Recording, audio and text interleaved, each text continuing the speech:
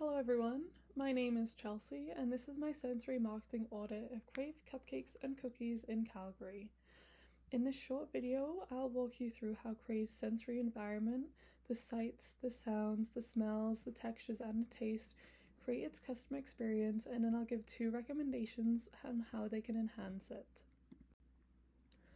Crave Cupcakes and Cookies is a locally owned Alberta bakery founded in Calgary in 2004 by 2 sisters, Jody and Carolyn. They specialize in small batch cupcakes, cookies, and cakes, and they are known for their premium ingredients and a community feel. Their products are made from scratch, and they feel like elevated home bakes. I am an ideal customer because I visit at least twice a month for cupcakes or cookies, often as a treat for myself or gifts for friends and family. My repeated experience lets me notice how their environment affects my behavior and why I keep going back. Crave Cupcakes and Cookies is more than a bakery, it's an experience, and my sensory audit explores how Crave aligns its in-store sensory cues with the customer's expectations of warmth, nostalgia, and indulgence.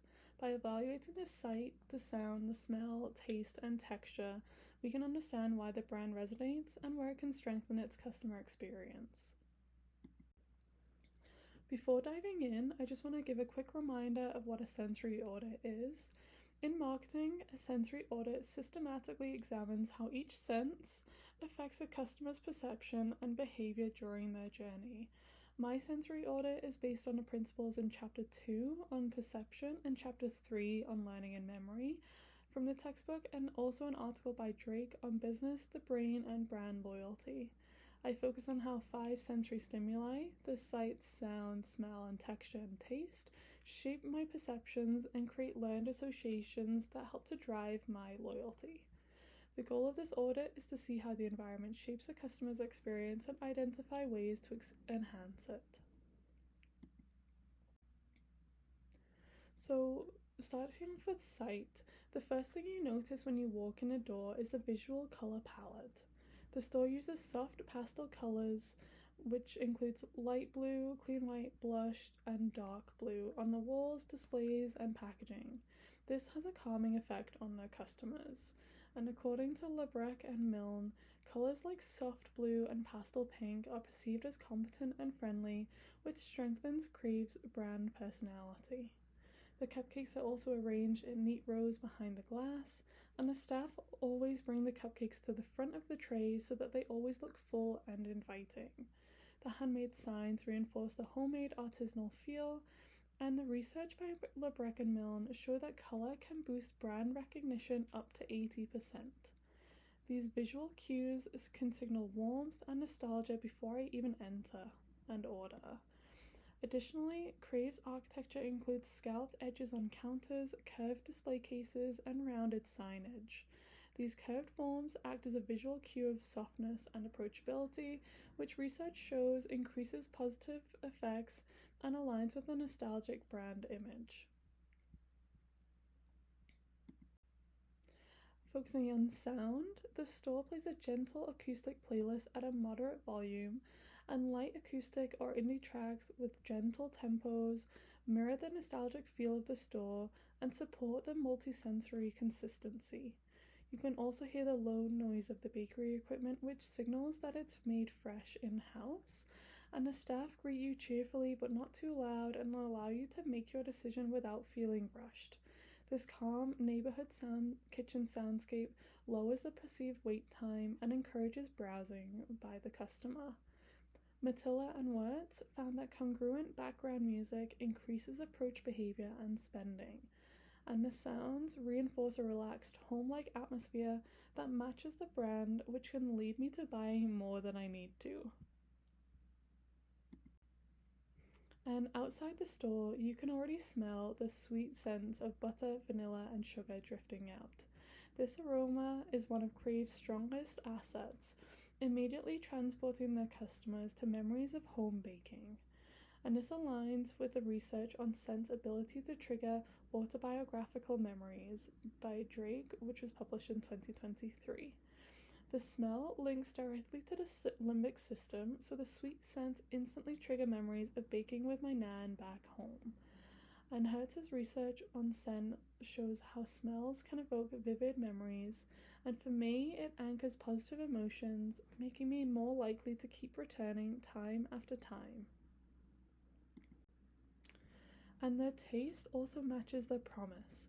Their treats have a balanced sweetness with generous frosting to cake ratio as seen in the picture below, and the product is always consistent and you get the same quality time after time.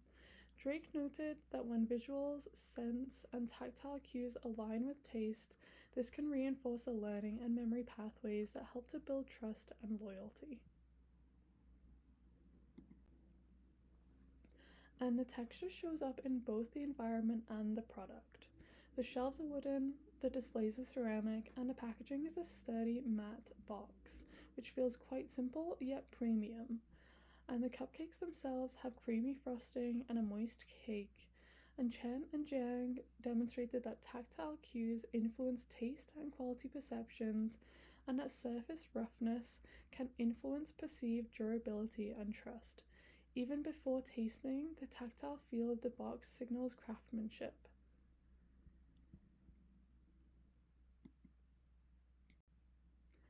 And Crave's multi-sensory environment gives it a competitive advantage in the market.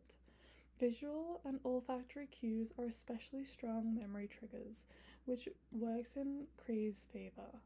My own bi-monthly ritual shows how sensory cues can encode positive brand memories and can drive repeat purchases. So moving on to the recommendations, my first recommendation is to introduce an interactive memory wall or a digital display.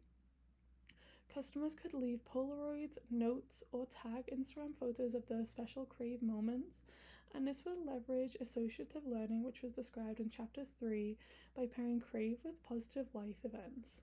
It builds a sense of community and deepens the emotional connection, motivating repeat visits to see their memories featured.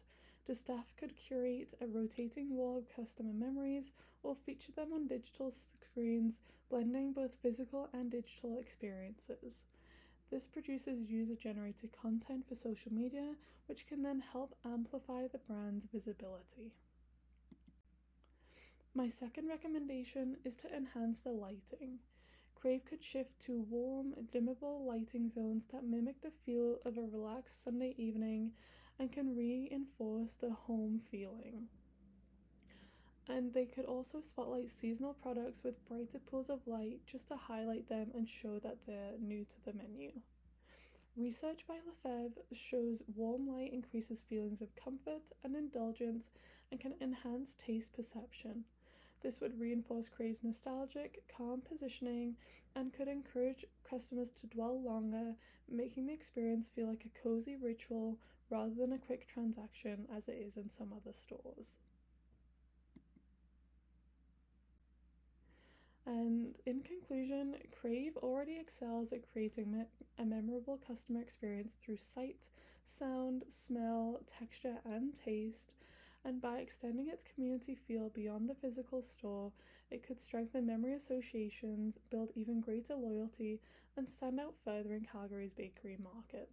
Small enhancements in sound, texture, and customer co-creation could transform the occasional visitors into brand advocates. In an era where customers seek experiences, not just the products, a deliberate sensory strategy could help Crave stay ahead of competitors and strengthen its emotional bond with customers. This concludes my sensory audit on Crave Cupcakes and Cookies in Calgary, and thanks for watching. I also hope you get to try them soon.